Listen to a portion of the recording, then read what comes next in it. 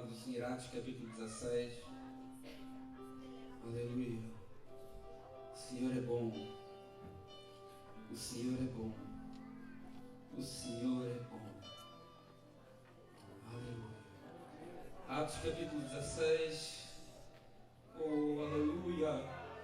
Santo é o teu nome. Aleluia. Versículo 1. Paulo chegou também a Derbe e a Listra, e havia ali um discípulo chamado Timóteo, filho de uma judia crente, mas de pai grego. Os irmãos em Listra e Icônio davam um bom testemunho dele, e Paulo queria que Timóteo fosse em sua companhia, e por isso circuncidou por causa dos judeus daqueles lugares, pois todos sabiam que o pai dele era grego. E ao passar pelas cidades, entregava aos irmãos as decisões tomadas pelos apóstolos, presbíteros de Jerusalém, para que as observassem. Assim as igrejas eram fortalecidas na fé, dia a dia aumentava o número, e percorreram a região frígio-galata, tendo sido impedidos pelo Espírito Santo de pregar a palavra da província da Ásia. Chegando perto de Mícia, tentaram ir a Bitínia, mas o Espírito de Jesus não o permitiu. E tendo contornado Mícia, foram a Troade. E à noite Paulo teve uma visão na qual um homem da Macedónia estava em pé e lhe rogava, dizendo: passe à Macedónia e ajude-nos. Assim que Paulo teve a visão, imediatamente procurámos partir para aquele destino, concluindo que Deus nos havia chamado para nos anunciar o Evangelho. Tendo depois navegado de Troade, fomos diretamente para Samotrácia e no dia seguinte a Neápolis. Dali fomos para Filipos, cidade da Macedónia, primeira do distrito e colónia romana. Nessa cidade permanecemos alguns dias. No sábado, saímos da cidade para a beira-rio, onde nos pareceu haver um lugar de oração. E assentando-nos, falamos às mulheres que haviam ali se reunido. Certa mulher, chamada Lídia, da cidade de Tiatira, vendedora de púrpura, temente a Deus, nos escutava, e o Senhor lhe abriu o coração para que estivesse atento ao que Paulo dizia. Depois de ser batizada, ela e toda a sua casa nos fez esse pedido: se julgam que eu sou fiel ao Senhor, venham ficar na minha casa. E nos constrangeu a isso. Senhor, meu Deus e meu Pai, o Senhor está aqui a tua igreja, Deus, e eu estou aqui, Senhor, em nome de Jesus, ó Pai, que tu possas de alguma maneira usar-me e que eu venha falar somente aquilo que te agrada, aquilo que tu queres e aquilo que a tua igreja precisa. Porque ninguém melhor do que tu conheces a tua igreja. Ninguém melhor do que tu conhece o que vai no coração de cada um que aqui está. Tu sabes cada dor, cada sofrimento, cada problema, tu conheces, Pai, cada um. De uma maneira, Senhor, que mais ninguém. A tua palavra diz que ainda nós estávamos a ser formados no ventre e tu já nos conhecias. Ainda a nossa palavra não sai da nossa boca e tu já sabes toda. Por isso é diante desse Deus, omnipotente, omnipresente, omnisciente, ó Pai, que eu me coloco agora nesta noite, Senhor. Pedindo ao Deus que não para as minhas capacidades, porque eu não sou nada, eu não sou ninguém, mas Tu és tudo nas nossas vidas, Pai. Por isso, em nome de Jesus, fala connosco, Senhor. Nos repreende, nos exorta. Fala, Senhor, a Tua vontade, em nome de Jesus. Amém. Os irmãos podem sentar. Aleluia.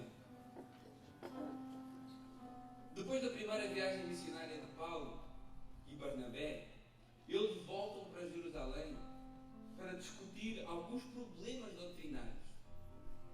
Os judeus que queriam incluir no cristianismo práticas judaicas e queriam que o povo se circuncidasse, queriam que guardasse o sábado, queriam que tivessem cuidado com algum tipo de alimentação, muito parecido com os dias de hoje.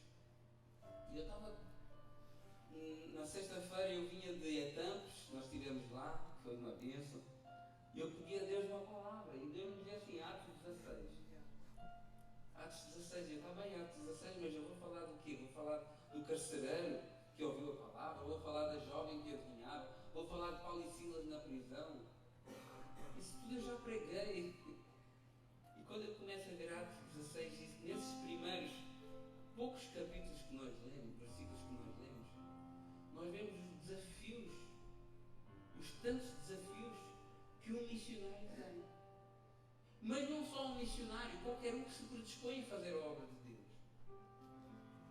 E nós vemos aqui, já estava o primeiro. Na realidade, a viagem não começa em Atos 16, a viagem começa no final de Atos 15. Né? Nós temos essa Bíblia dividida em versículos e capítulos, mas a Bíblia não foi escrita com versículos e capítulos. Então a segunda viagem missionária, ela começa lá no final de Atos 15. E nós vemos aqui, depois de Paulo ter pregado sobre aquelas cidades da Ásia Menor, e vemos como que ia sempre alguém por trás desfazendo o que Paulo estava a fazer. E eu vejo que um dos desafios hoje que nós temos como igreja, que nós temos como missionários, que nós temos como cristãos que queremos pregar a palavra de Deus, é desconstruir tantos ensinamentos de homens, tantos ensinamentos que são acrescentados nas igrejas que não têm nada a ver com a palavra de Deus e que deixam o povo completamente perdido. Aquele povo tinha ouvido de Paulo que Cristo tinha cumprido a lei, que Cristo tinha feito o sacrifício, e agora vinham outros por trás a dizer: não, mas tu tens que fazer o teu sacrifício, tu tens que circuncidar, tu tens que guardar o sábado. Mas espera aí, mas Paulo disse que Cristo era o meu sábado, que Cristo era o meu descanso, e agora vêm outros dizer que eu tenho que guardar o sábado, e o povo estava confuso, porque o povo já não sabia quem tinha que ouvir. Não deixavam de comer certas coisas. E hoje temos assim muitas religiões, muitas seitas ditas evangélicas que pregam esse tipo de coisas. Que não pode trabalhar no sábado, que não pode comer carne de porco, que não pode isso, que não pode aquilo. Aí Paulo diz lá em Gálatas: olha, ainda que um anjo do céu, ainda que eu mesmo, ou o anjo do céu, vos anuncie um outro evangelho para além do que eu vos anunciei, que seja amaldiçoado. E hoje em dia nós vemos aí pessoas que ainda se dizem evangélicos, com muitos seguidores, com muita gente que acompanha, que ensina esse tipo de coisas. Que ensina esse tipo de coisas. E no capítulo 15 nós temos então essa grande reunião. Foi a primeira reunião da igreja. Uma reunião em que eles iam então decidir o que é que seria recomendado esses nossos irmãos praticar. Uma vez que já não estávamos a falar do judaísmo. Já não estávamos a falar do povo judeu. Estávamos a falar de gregos, de romanos, de sírios. E muitos aspectos da lei já haviam sido cumpridos em Cristo. Então não fazia nenhum sentido voltar para trás. Não fazia nenhum sentido voltar para aquilo que a palavra diz que eram as sombras do que viria, que era Cristo. E após essa reunião, Paulo decidiu então voltar às igrejas. Vamos voltar às igrejas, vamos voltar aos sítios onde nós já pregámos o Evangelho, para ver como é que os irmãos estão. E vamos agora levar, esse documento oficial que nós temos agora. Foi feita uma reunião com as colunas da igreja, com os principais da igreja, e agora nós vamos levar esse documento e vamos descansar o coração do povo. Que nós não fomos chamados para a escravidão, nós fomos chamados para a liberdade. Mas agora Barnabé já não foi com ele, não vou entrar por aqui, agora vai Paulo e Silas. E nós vemos aqui logo no versículo 1 do capítulo 16, eles passam pela Síria, pela Cilícia, e isso está lá no final do capítulo 15. E vemos aqui Paulo chegou também a Derbe e a Listra, e havia ali um discípulo chamado Timóteo. E eu vejo aqui um segundo grande desafio da obra missionária das igrejas, de quem quer fazer a obra. Porque a obra não se faz sozinha. Ninguém faz a obra do Senhor sozinho. Ninguém, isso não existe. Deus, Ele sempre levanta homens e mulheres de Deus para a sua obra. Mas muitas das vezes, Deus não nos dá pronto. Deus não nos dá prontinho, está aqui, prontinho, é só usar. Às vezes a gente falava, tínhamos uma limitação: pastor, a gente precisava de alguém para a mídia, precisava de alguém para aqui. Aí a pessoa diz: tem muita gente na igreja. Mas as pessoas não sabem. Não sabe, vai ter que aprender. não dá nada pronto, meu irmão. Deus não quer criar preguiçoso, não. Você não vai ver nenhum preguiçoso sendo usado por Deus. Nenhum. Agora, Paulo, ele olha para Timóteo, esse jovem que precisava de aprender, precisava de investimento, precisava que houvesse investimento nele, na vida dele. E quando eu olho aqui para as nossas crianças e vejo as nossas crianças, eu vejo como que nós temos que investir neles. Quando eu vejo um culto como a semana passada dos nossos adolescentes, como é importante que nós investimos tempo neles. Pois eles são como que um diamante em bruto, que Deus vai lapidando e vai transformando, e nós temos que criar condições para que eles ouçam a palavra, para que eles sejam ministrados, para que Deus vá trabalhando na vida deles. Nós temos que investir nos nossos jovens. E temos que olhar para eles com o olhar de Jesus. Qual é o olhar de Jesus? Talvez vocês vão dizer assim, é um olhar de amor, é um olhar de compaixão, é isso tudo também, mas não é só isso não. O olhar de Jesus era um olhar espiritual, era um olhar profético. Esse olhar quando você olha e vê para além do momento. Jesus, ele olhou para uma pecadora, e quando toda a gente via uma pecadora, ele viu uma adoradora. Está lá em Lucas capítulo 7, 44. Uma mulher que entra num sítio onde ela não deveria ter entrado e começa ali a adorar o Senhor. Ela leva ali um unguento, começa a ungir o Senhor, começa a lavar os seus pés com os seus cabelos. E o povo diz assim, olha, se esse homem fosse profeta, ele ia saber que essa mulher era pecadora. Mas Deus não, Jesus ele olhava para além daquele momento. Ele olhava para aquilo que ela podia se transformar, para aquilo que ela tinha se transformado. E ele não viu uma pecadora, ele viu uma adoradora. E ele diz assim, entrei na tua casa, disse para quem o criticou, entrei aqui na sua casa, você não me ofereceu água para lavar os pés, esta porém molhou os meus pés com lágrimas, os enxugou com os seus cabelos. 45.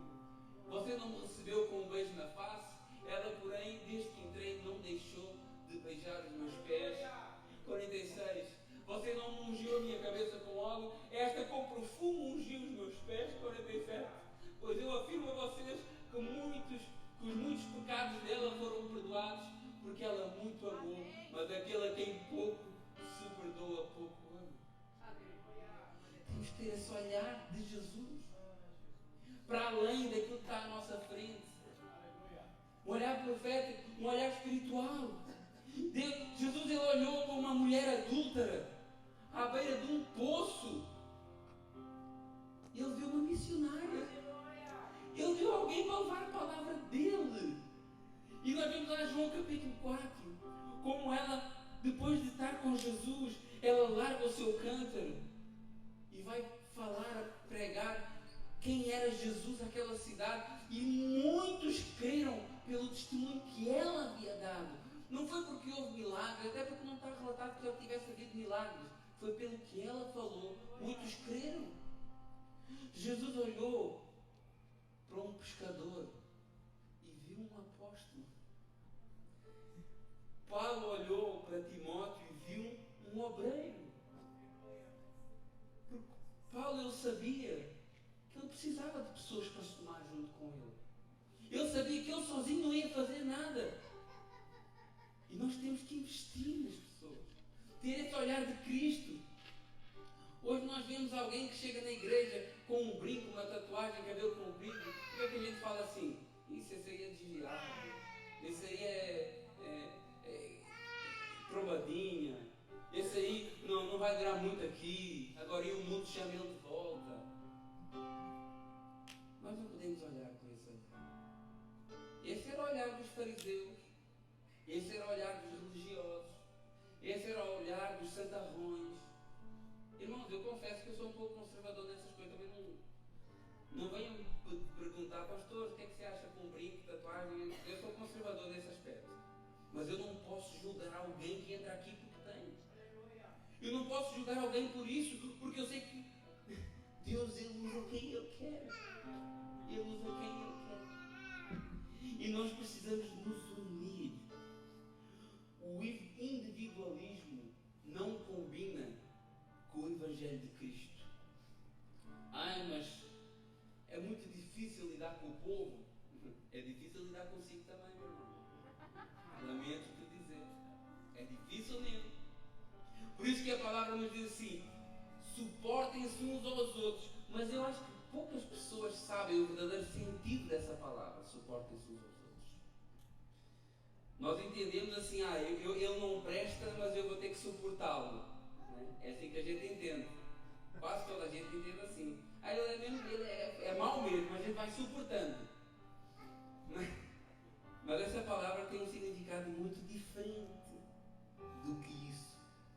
Na realidade, se a gente for ver no grego, esse significado que nós damos a essa palavra está em último lugar de todas as possibilidades, de todo o campo semântico da palavra. Quando a gente entende que suportar esse aneshomai que diz aqui em grego, que significa levantar, manter firme. Eu vou, Tiago, chega aqui. Eu vou fazer um exemplo para a gente entender o que é essa. Eu acho que é muito importante nós entendermos. Dois homens que vão lado a lado. Bonitos, tá? Bonitos. Vamos caminhar. Eu vou cair e o que é que eu faço? Seguro. Só que depois ele vai e tropeça também e eu seguro. É isso que essa palavra quer dizer. É diferente do que aquilo. Obrigado, Tiago. É diferente daquilo que nós achamos que é.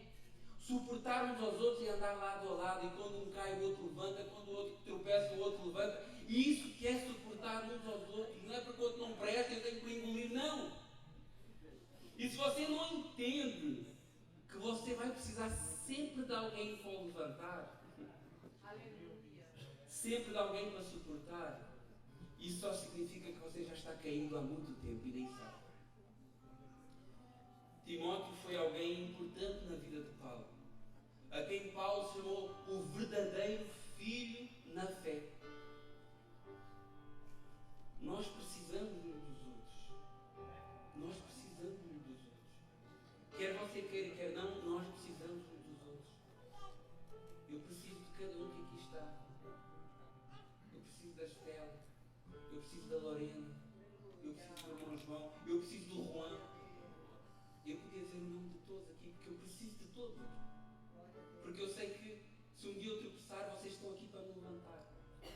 E se um dia um de vocês estiver mal, eu também voltei lá para vos levantar. E é assim que a igreja funciona, é assim que a igreja trabalha. Nós precisamos uns dos outros, mas temos que vencer o nosso orgulho, o nosso ego, a nossa falta de humildade. Acontece muito, a gente está a precisar de uma ajuda. Amém, vamos levar à igreja. Não, eu não quero que ninguém saiba. Como é que é isso? Nós não somos uma família? Nós não estamos juntos? E quando um cai, o outro puxa a mão, e quando o outro peça, o outro vai. Não é esse o sentido do Evangelho? Então porquê é que eu não posso chegar e falar assim: olha, a irmã Cristina está a precisar de uma ajuda, vamos ajudá-la? Porquê é que não pode? É vergonha para ela? Não! Um dia é ela, amanhã vocês tudo. Nós precisamos uns dos outros. E um grande desafio é eu entender isso. Capítulo 16, versículo 6 diz: e percorreram a região frígio-gálata, tendo sido impedidos pelo Espírito Santo de pregar a palavra na província da Ásia. E chegando perto de Mísia, tentaram ir para Betínia, mas o Espírito de Jesus não o permitiu. O segundo grande desafio do missionário da igreja é esse: é ser guiado pelo Espírito Santo de Deus. Mas porquê que isso é um desafio? Devia ser natural, mas é um desafio. Porque nós pensamos que a obra é nossa. Nós gostamos de tomar a frente. O ser humano gosta de ser elogiado. Mas quem faz não é o homem. Mas Deus usa o homem. Ok, Deus usa o homem que está disposto a fazer a vontade dele e não a sua própria. Porque Deus ele não tem compromisso com o homem, meus irmãos. Deus tem compromisso com a palavra dele. É com isso que ele tem compromisso. Ai, Deus tem que fazer. Deus tem que curar. Deus tem que abençoar. Meus irmãos, vamos deixar de ser infantis. Deus tem o quê? Deus não tem que fazer nada. Deus é Deus. Se Ele tiver misericórdia de nós, Ele faz. Nós às vezes até cantamos isso. Hoje cantámos um hino, por exemplo, né? Restitui, eu quero de volta o que é meu. Eu quero, mas quem sou eu para querer o quê? Aleluia. Meus irmãos, cuidado. Sabemos em quem nós estamos de frente. Não é um colega de trabalho, não é um colega de escola, não é um qualquer, é o Deus Todo-Poderoso que fez os céus e a terra e que está no alto e sublime trono. Aleluia, glória a Deus. E nós temos que ter cuidado como nos dirigimos a Ele. Olha o que Jó entendeu. Olha o que Jó entendeu. Jó, talvez ele pensava assim, não, mas eu levanto-me de madrugada. Eu levanto-me de madrugada para oferecer sacrifícios ao Senhor. Né? Eu faço ofertas, eu oro pelos meus filhos. Mas no capítulo 42 ele entendeu quem é que ele era. Versículo 5, que ele diz assim, olha, eu te conhecia só de ouvir falar, mas agora os meus olhos te veem. E por isso, olha a consequência de saber quem é Deus verdadeiramente. Me abomino e me arrependo no pó e na cinza, que é o que nós somos diante de Deus. Irmãos, mas o hino diz uma coisa boa. O hino diz uma coisa boa. Uma coisa é verdade. Se o Espírito Santo nos deixar, não resta nada de bom. Então, essa é a parte boa do hino, na minha opinião. Se o Espírito Santo sair de mim, não tem nada de bom aqui, meus irmãos. Porque se nós somos alguma coisa, é porque Deus habita em nós. E é Ele que comanda. E é isso que nós temos que entender. Ele comanda, Ele está no trono, não somos nós. Os homens querem ficar no trono. Mas não é quem está no trono, é Deus. Os homens querem fazer tronos para si próprios. Querem fazer escadinhas. Não, porque ele tem que ser obreiro, do obreiro passa para diácono, diácono vai para evangelista, depois vai para presbítero, pastor, bispo, apóstolo, qualquer dia é Deus.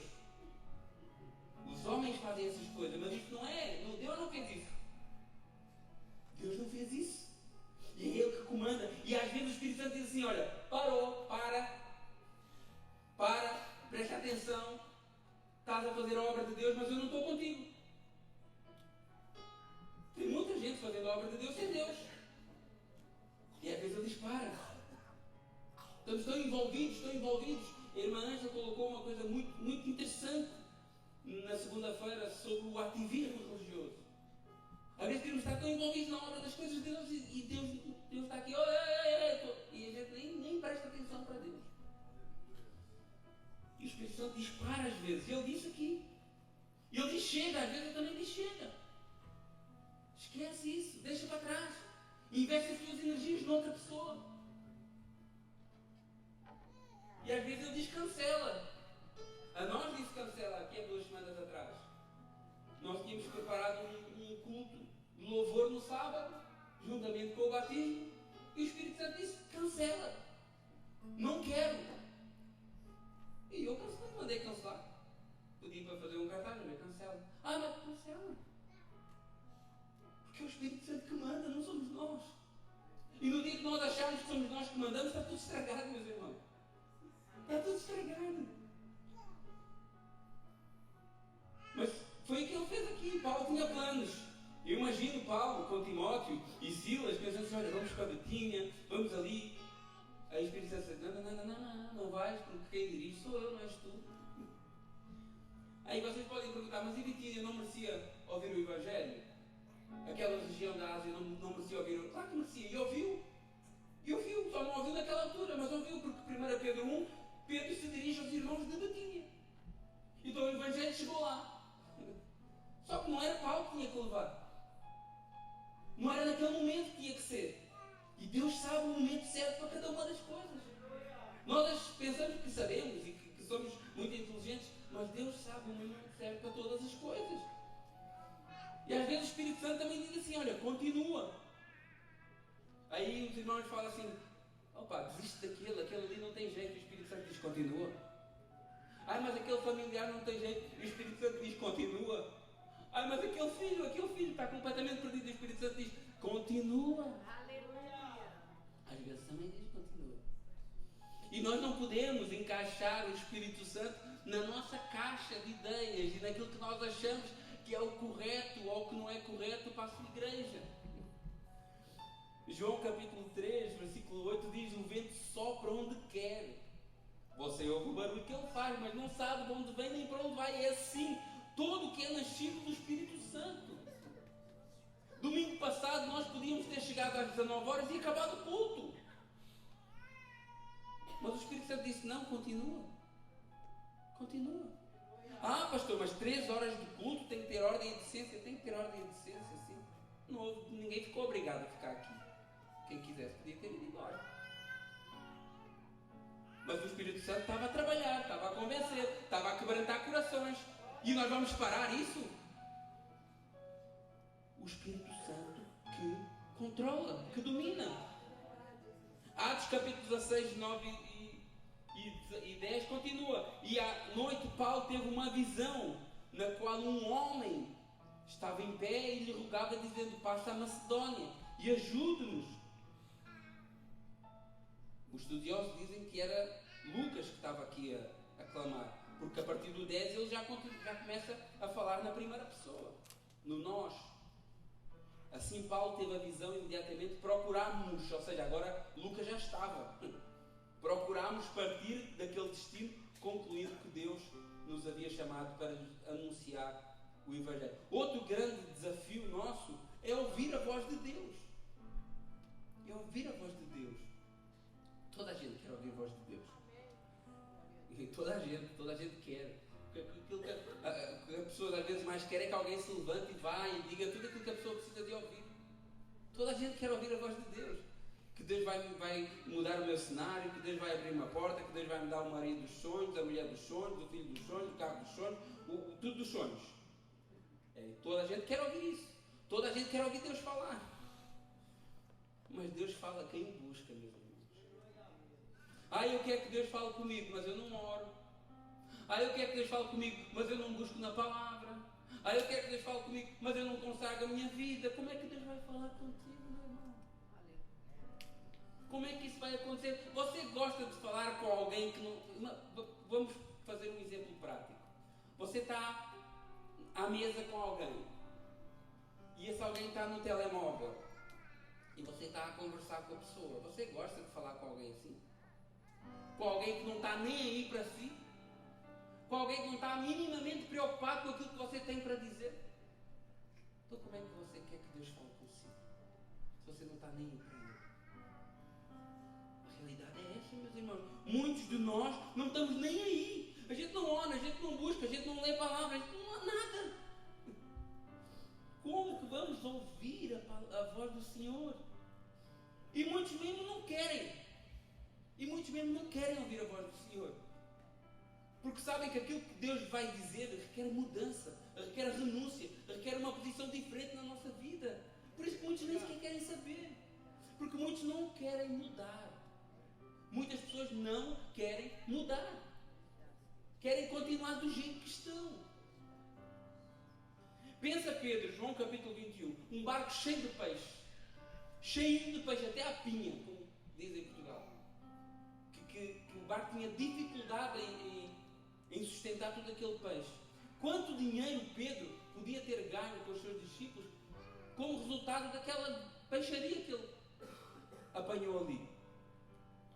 Aí Deus vai e pergunta assim: tu me amas?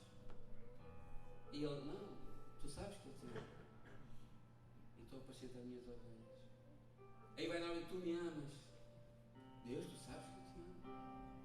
E 3 vezes Jesus faz essa pergunta: tu me amas? Uma vez por cada vez que Pedro negou Jesus. E ele diz: olha, então apacenta as minhas ovelhas. O que é que Cristo está aqui a dizer para Pedro? Olha, larga tudo. Larga o teu pecado, larga as tuas vontades, larga a tua posição, larga as tuas garantias e eu vou-te dar uma garantia. eu vou-te dar um selo, eu vou-te dar um penhor, eu vou encher-te do meu Santo Espírito. Larga tudo e segue-me. Mas é complicado, não é? Largar tudo. E o mesmo Pedro, cheio do Espírito Santo, disse o que está lá em Joel capítulo 2, versículo 28.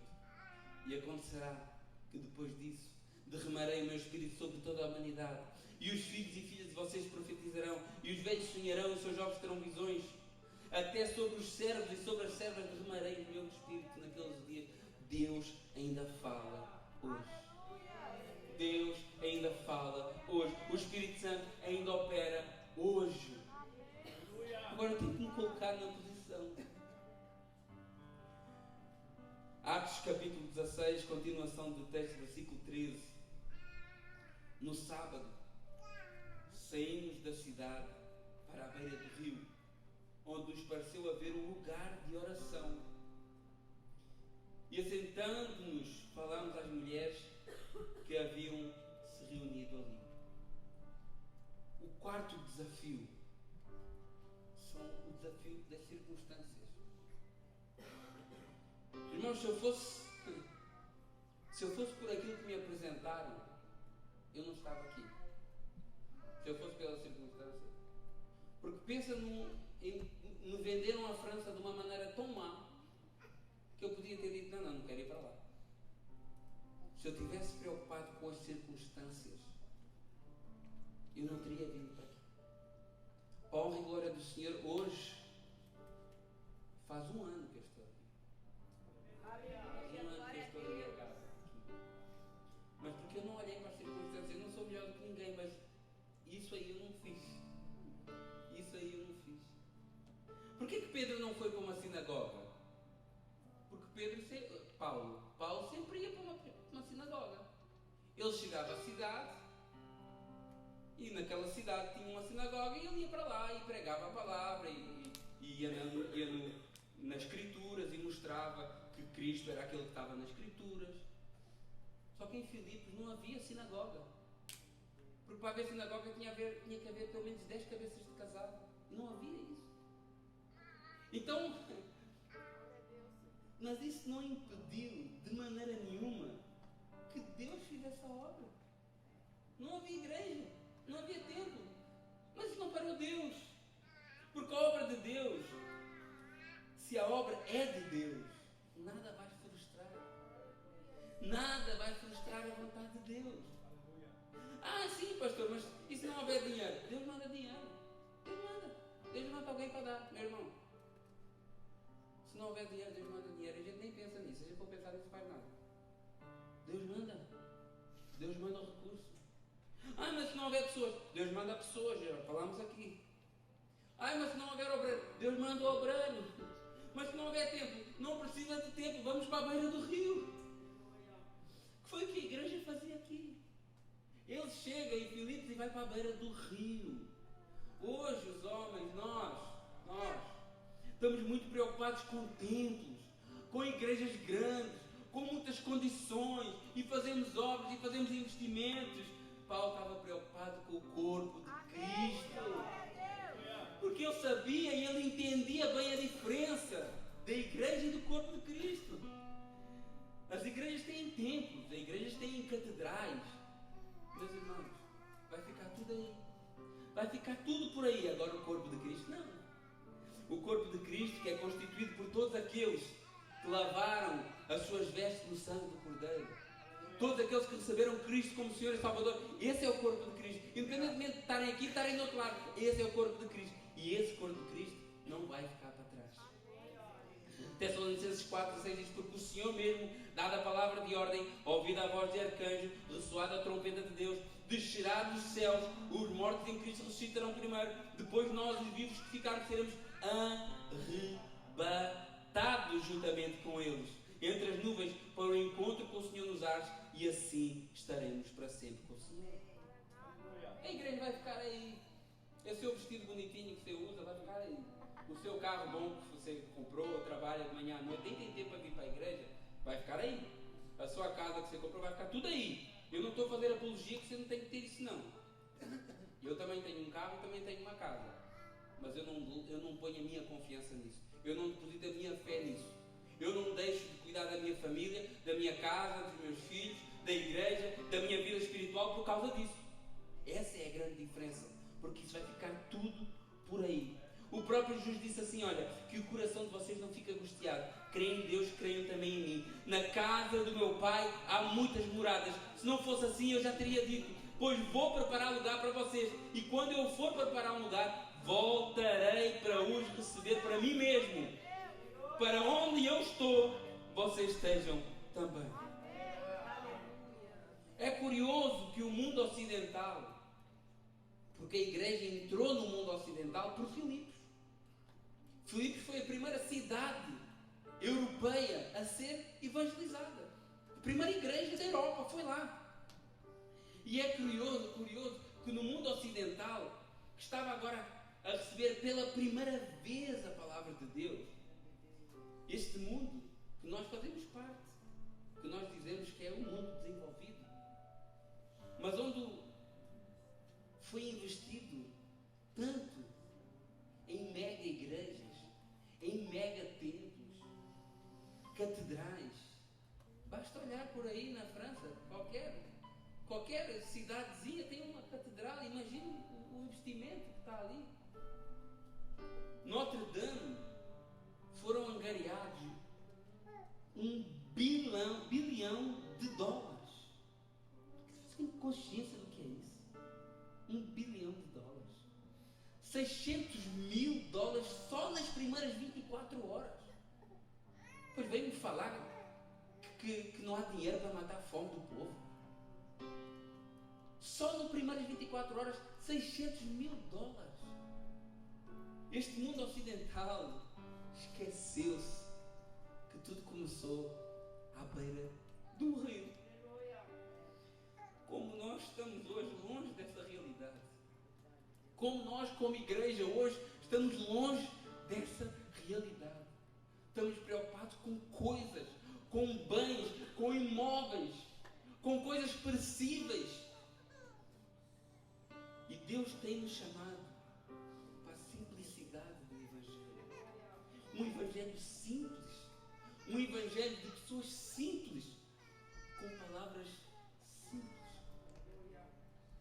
E a palavra diz que naquele lugar simples, que era à beira de um rio, havia mulheres que oravam. Sabe o que eu aprendo com isso? Não importa o lugar. Não importa se é bonito, se é feio. Importa quem lá está. Isso é que é importante. Porque se tiver lá alguém orando, tudo se transforma. Você pode estar numa casa de palha. Se você é uma pessoa de oração, será como uma cúpula de aço, que nada pode transpassar aquilo. Você, se é um homem ou uma mulher de oração, o lugar onde você está não tem nenhuma importância. O que importa é a posição que você tem diante de Deus. Isso que importa. Não é a circunstância que determina, mas sim quanto você tem relacionamento com Deus.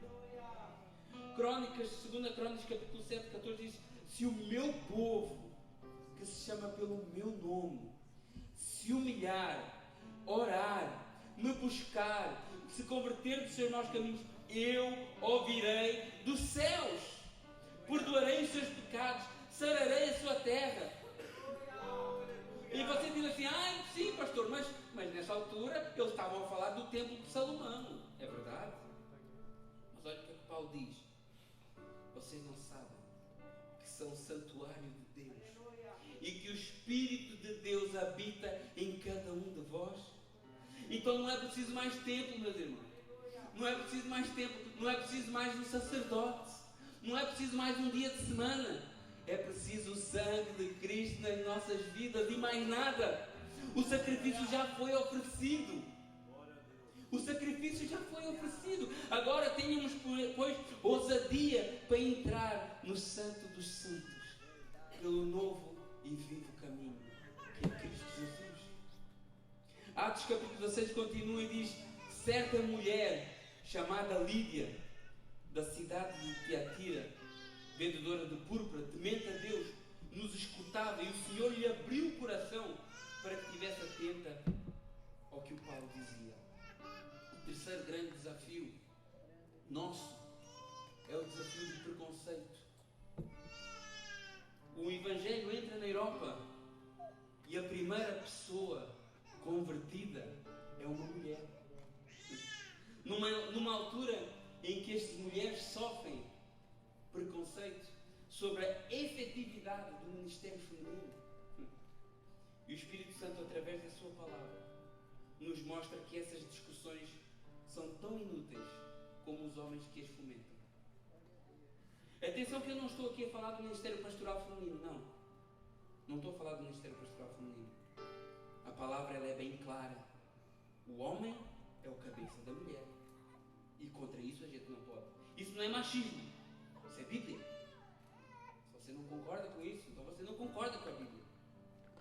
Mas isso também não é problema para nenhuma mulher que sabe que tem um marido que está disposto a morrer por ela. Não é o problema. O problema é porque homens não tomam posição de homens e maridos não tomam posição de maridos. Esse é que é o problema. Água, como costuma-se dizer, subindo para baixo ou descendo para cima, está tudo bem. Não há uma oposição, não há um pulso firme. A sua esposa quer que você tome decisões, homem. A sua esposa quer que você seja um cabeça. Ele não quer um banana, quer um homem. E isso não é machismo, isso é a palavra do Senhor. Então eu não estou aqui a falar de lideranças femininas, porque isso é a palavra bem clara. O homem é o cabeça da mulher e não o contrário. O homem é o cabeça. Agora, Efésios capítulo 5, 14 diz assim: olha, desperta homem, tu que dormes. Desperta e Cristo te iluminará. Assuma a tua posição de homem, de sacerdote da tua casa, daquele que tem que se preocupar com a vida espiritual dos seus filhos, da sua esposa. Assume esse papel, porque esse papel foi dado a ti. Mas a palavra também nos mostra, aleluia, a palavra também nos mostra que as mulheres foram muito importantes e determinantes para a história da igreja. Mulheres financiavam o ministério de Jesus. Lucas capítulo 8 está lá. Mulheres foram as primeiras a pregar o Evangelho. Elas foram as primeiras a receber o ID de Jesus. Quando elas vão ao templo, ao sepulcro, ver Jesus, e os anjos dizem: olha, o que é que vocês estão a fazer aqui procurando o vivo no meio dos mortos? Ide aos discípulos e a Pedro. Ide. Então, as mulheres foram as primeiras a pregar a palavra, a levar o ide de Jesus. Esta palavra que nós pregamos, o que é que nós pregamos? Que Cristo ressuscitou. Elas foram as primeiras. Uma mulher foi a primeira a ver Jesus ressuscitado. Maria Madalena. E não foi uma qualquer. Foi uma que Jesus tinha expulso 7 demónios. Não importa o teu passado. Não importa. Deus te usa. Deus te faz ver coisas que mais ninguém viu, se for preciso. Deus te dá experiências que mais ninguém tem, se for preciso. Não importa o quanto tu andaste lá atrás, possuída no pecado, se Deus te alcançou, tu és uma nova criatura e Ele te dá a oportunidade de viver coisas com Deus que tu nunca imaginavas. As mulheres estavam ali entre aqueles 120 no cenáculo, orando, quando em Atos 2 desceu o Espírito Santo. E todos foram cheios do Espírito Santo e todos falavam as grandezas de Deus, anunciavam as grandezas de Deus, todos, homens e mulheres. Irmãos, o Espírito Santo não tem preferidos. Não tem preferidos. Gálatas capítulo 3, 26 diz: pois todos vocês são filhos de Deus mediante a fé em Cristo Jesus, porque todos vocês foram batizados em Cristo, de Cristo se revestiram, assim sendo, não há mais judeu nem grego, nem escravo nem liberto, nem homem nem mulher, porque todos vocês são um em Cristo Jesus. As filhas de Filipe, em Atos capítulo 21, eram evangelistas iguais a Filipe, profetizavam. E o que é profetizar, meus irmãos? É pôr o dedo na cara e dizer: eis que eu te digo? Não. Profetizar é expor a palavra do Senhor. Isso é profetizar. E elas faziam isso, todas elas.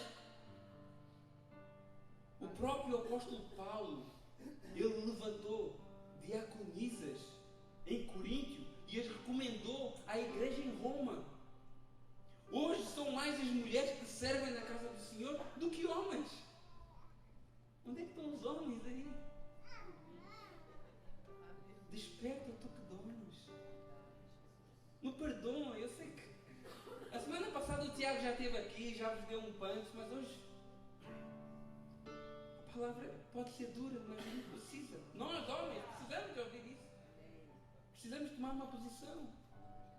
Então a palavra, ela nos mostra a importância das mulheres no ministério de Jesus e no início da igreja.